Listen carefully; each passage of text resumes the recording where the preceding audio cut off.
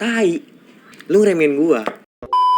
Apa sih esensi nonton alur cerita film di YouTube? Gua tanya. Nonton filmnya juga enggak, ngerasain emosinya juga enggak. Terus apa? Sebatas tahu cerita sama pesan moralnya doang? Atau biar pas temen nongkrongan tanya, bro, udah nonton ini belum? Lu tanya sama gua, udah nonton lah bre, yang ceritanya gini-gini kan? Bagus tuh cok filmnya, pesan moralnya juga bagus. Widih, gila lu Ndro, si paling sinema banget dah. Apakah kayak gitu bro tujuannya? Ya bisa iya bisa enggak. Gue tahu dan gue paham kenapa kalian nonton alur cerita film. Apa aja kira-kira alasannya? Ada bisa jawab? Gue mau jawab bang. Boleh. Efisiensi waktu lah bang. Kita kan sibuk tuh, nggak sempet ke bioskop. Jadi mendingan nonton alur cerita film aja. Cuma 20-30 menit udah kelar bang. Bisa disambil kerja atau sambil rebahan juga bisa. Gak makan waktu. Oh boleh juga, alasan yang cukup masuk akal sih. Ada lagi? Gue bang. Gini bang, kalau mau nonton film tuh kadang susah aksesnya. Nonton di mana gitu kan? Loh kan ada di bioskop atau enggak di streamingan legal juga ada. Ya iya sih, cuma gini bang, gimana ya ngomongnya? Masalahnya tuh kalau ke bioskop kadang tuh jauh tempatnya, plus kagak ada duitnya bang. Streaming apalagi, langganan juga pakai duit. Kalau nonton alur cerita kan istilahnya gratis tuh bang, bisa di rumah. Palingan kuota internet doang yang kepake, itu pun nggak banyak. Uangnya bisa buat yang lain. Oh gitu ya. Dia bisa nyalain juga sih kalau keadaannya kayak gitu.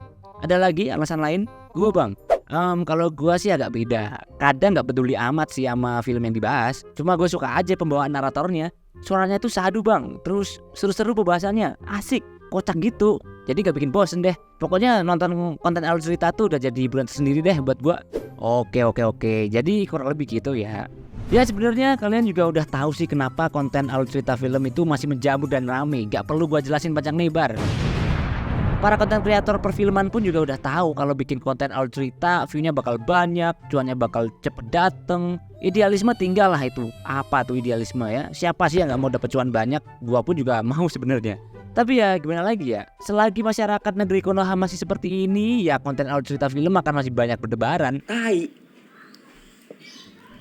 Kalau yang standar-standar aja sih, basic alur cerita pada umumnya gua masih kompromi, it's okay. Tapi kalau udah yang kayak clickbait, berbau seks, kue apem, serabi lembet, bercocok tanam, genjot bergenjotan, waduh, gak ada respect dah buat yang kayak gitu.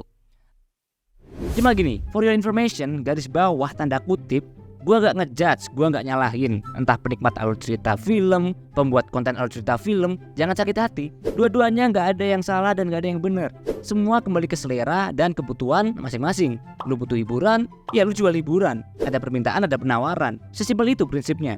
Oke. Cuma gua tuh kadang resah gitu ya. Kadang juga kasihan sama konten kreator kecil yang baru, yang bikin review film, penjelasan, analisa, banyak banget gitulah. Yang mana isi kontennya itu menurut gua berbobot. Aspek hiburannya pun juga ada gitu loh, mengedukasi soal film. Malah sepi, kalah sama alur cerita film.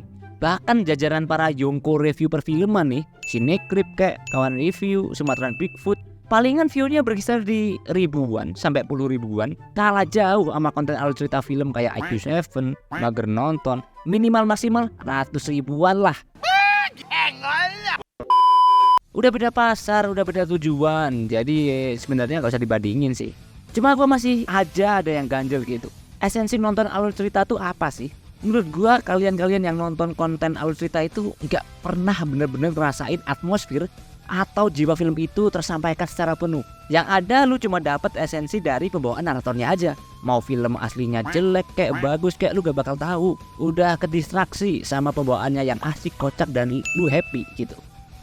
Output terakhir yang lu dapat pun lu cuma tahu cerita keseluruhan sama pesan moral filmnya doang. Dan terkadang itu pun lu dapat dari insight naratornya. Don't do it to me. I beg you. No.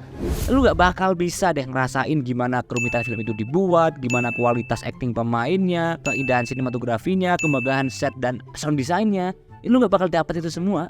Bahkan pesan sebenarnya dari film itu lu gak bisa dapetin, gak bisa saring. Makanya gue bingung esensinya tuh apa. Semua manusia di muka bumi ini bingung, Mbak. Nanti nggak bingung kalau udah di surga. At least coba untuk apresiasi dan hargain para pembuat film, aktor, aktris, semua tim yang udah terlibat dan bekerja keras ngasih kalian sebuah karya seni. Tapi ya gimana lagi ya, balik lagi penonton di negeri Konoha ini emang yang penting hiburan aja deh seadanya, nggak usah muluk-muluk, nggak perlu tahu ini itu Jadi ya udahlah, gue gak bisa berbuat banyak juga. Ya ini keluh kesah gue sebagai konten kreator review film yang view-nya gini-gini aja. Banyak faktor kenapa bisa gak rame channelnya. Cuma ya salah satu faktornya karena pasar di Indonesia masih lebih suka nonton alur cerita ketimbang nonton review film. Bukan berarti gak boleh ya.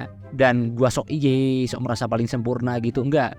Cuma rasanya kalau sekedar nonton alur cerita tuh literasi perfilman lu mentok cuma segitu doang. Ya harapan gua sih SDM Negeri Konoha ini melek film juga lah. Ibaratnya gini, channel lu view-nya kecil ngelawan channel view-nya gede. Bisa jadi lu menang soal kualitas. Tai. Gitu loh.